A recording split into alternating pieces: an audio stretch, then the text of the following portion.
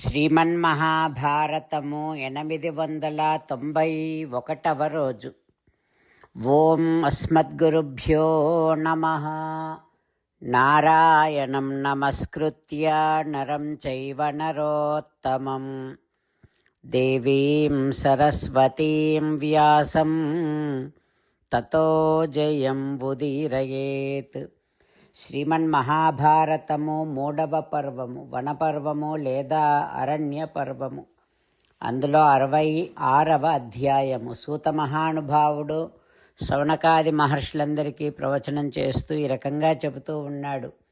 ఓ మహర్షులారా, వైశంపాయన మహర్షి జనమేజయ మహారాజుకు శ్రీమన్మహాభారతాన్ని ఉపదేశం చేస్తూ ఇలా చెబుతూ ఉన్నాడు. ఓ రాజా, బృహదస్వ మహర్షి ధర్మరాజుకు నల దమయంతుల వృత్తాంతాన్ని తెలియచేస్తూ ఇలా చెబుతూ ఉన్నాడు.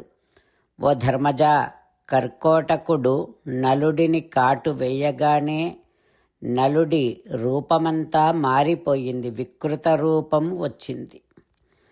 అయితే కర్కోటకుడు అట్లా వికృత రూపాన్ని పొందినటువంటి నలుని ఓదారుస్తూ ఈ రకంగా అంటూ ఉన్నాడు.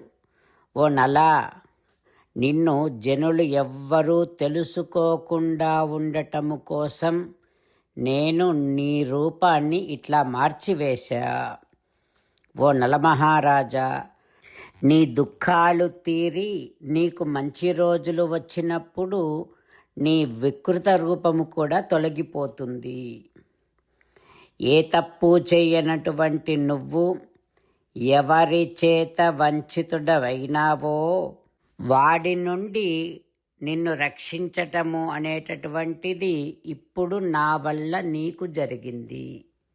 ఓ నలా, నా అనుగ్రహం వలన ఇకపైన నీకు పాము చేత కానీ, పాముల వల్ల కానీ, శత్రువుల వల్ల కానీ, బ్రహ్మవేత్తల వల్ల కానీ ఎవరి చేతను భయమే ఉండదు. ఇక నీకు విషము నిమిత్తముగా, అంటే విషం ఎక్కుతుందేమో అనే భయం నీకు ఏమాత్రము ఉండదు. యుద్ధాలలో ఎల్లప్పుడూ నువ్వు విజయాన్నే పొందుతావు. ఓ రాజా, ఇకపై నువ్వు బాహుకుడు అనేటటువంటి పేరుతో పిలవబడతావు.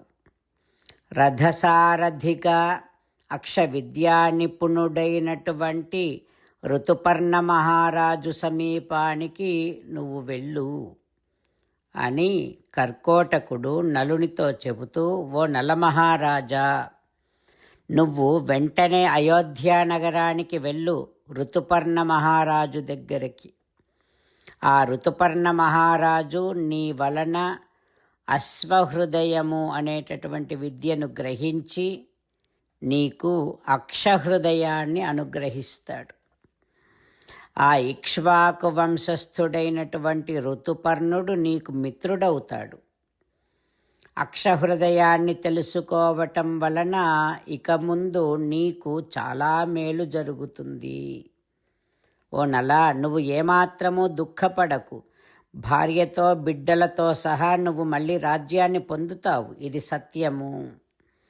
నువ్వు నీ సహజ రూపాన్ని చూడాలి అని అనుకుంటే నువ్వు నన్ను స్మరించి, ఇదిగో ఇప్పుడు ఈ వస్త్రాన్ని ఇస్తున్నాను, ఈ వస్త్రాన్ని కప్పుకో. ఈ వస్త్రాన్ని నువ్వు కప్పుకున్న వెంటనే నీ రూపాన్ని, నీ సహజ రూపాన్ని నువ్వు పొందుతావు అని కర్కోటకుడు చెప్పి నలునికి దివ్యమైనటువంటి వస్త్రద్వయాన్ని ఇచ్చాడు.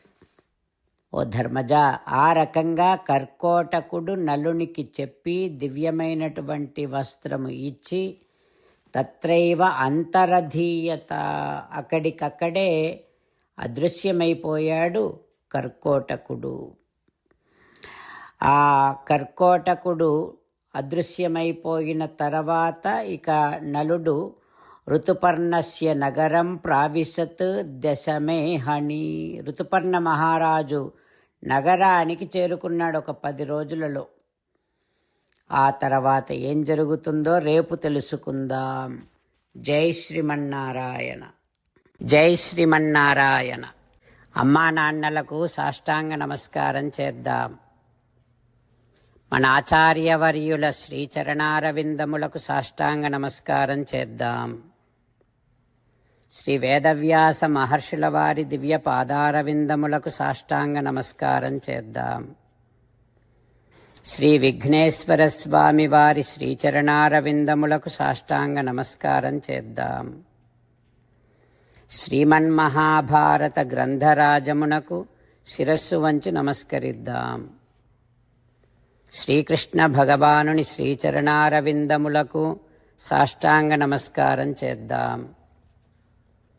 మన హృదయ మందిరములోనే అంతర్యామిగా వేంచేసి ఉన్నటువంటి శ్రీమన్నారాయణుడిని సేవిస్తూ మనని మనము స్వామికి సమర్పించుకుంటున్నామనే భావనాపూర్వకముగా సాష్టాంగ నమస్కారము చేస్తూ స్వామి నామ సంకీర్తన చేద్దాం.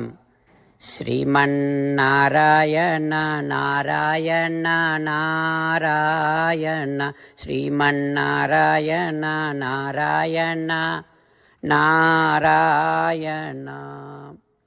శ్రీమన్నారాయణుడే శ్రీకృష్ణ భగవానుడిగా వచ్చి మనందరికీ భగవద్గీతను ఇచ్చి మనందరినీ ఒక 8 పనులు చేయమని చెబుతూ ఉన్నాడు. అందుకని భగవన్ తప్పకుండా చేస్తామంటూ మనం ప్రతిరోజు ఈ రకంగా మాట ఇద్దాం. హో శ్రీమన్నారాయణ కరిష్యే వచనం తవ సర్వం శ్రీకృష్ణార్పణమస్తు. జై శ్రీమన్నారాయణ. జై శ్రీమన్నారాయణ. భక్తులకు ప్రత్యేకమైనటువంటి విజ్ఞాపన. మీకు అన్ని విషయాలలో వెంటనే మంచి ఫలితాలు రావాలి అనంటే ప్రతిరోజు 1 నిమిషం వెచ్చించి నారాయణాస్త్రాన్ని చదవండి. ఇక మీకు తిరిగే ఉండదు. నారాయణాస్త్రాన్ని పొందడానికి మీరేం చేయాలంటే నారాయణాస్త్రం అనే వెబ్సైట్కి వెళ్ళి మీ పేరు మీ ఈమెయిల్ ఇస్తే మీ ఈమెయిల్కి నారాయణాస్త్రం PDF వస్తుంది. అందులో ఒక రామాయణ శ్లోకం, ఒక గీతా శ్లోకం, ఒక విష్ణునామం ఉంటాయి. ఆ 3 కలిపి నారాయణాస్త్రం అంటాం.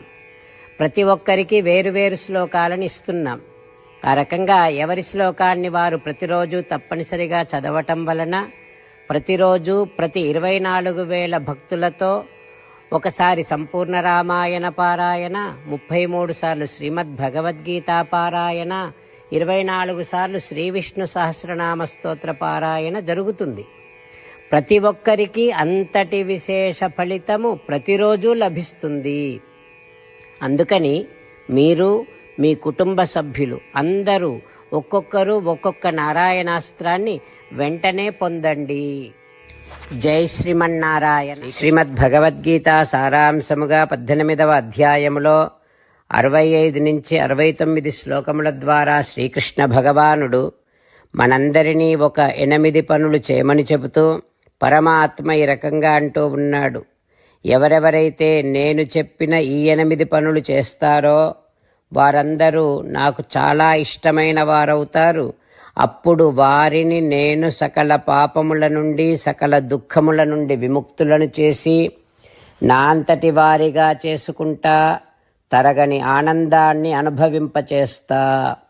నిజమే చెబుతున్నా, ప్రమాణము చేసి చెబుతున్నా అంటూ సాక్షాత్తుగా దేవదేవుడైన శ్రీమన్నారాయణుడైన శ్రీకృష్ణ భగవానుడే మనను ఈ 8 పనులు చేయమని చెబుతూ ఉన్నాడు కనుక హో శ్రీమన్నారాయణ కరిష్యే వచనం తవ, తప్పకుండా చేస్తా, నువ్వు చెప్పినట్టే చేస్తా అంటూ మనం ప్రతిరోజు దేవదేవుడైన శ్రీమన్నారాయణుడికి ఈ రకంగా మాట ఇద్దాం. హో శ్రీమన్నారాయణ, నువ్వు చెప్పినట్టే నేను నిన్నే సంతతము ధ్యానము చేస్తూ ఉంటా.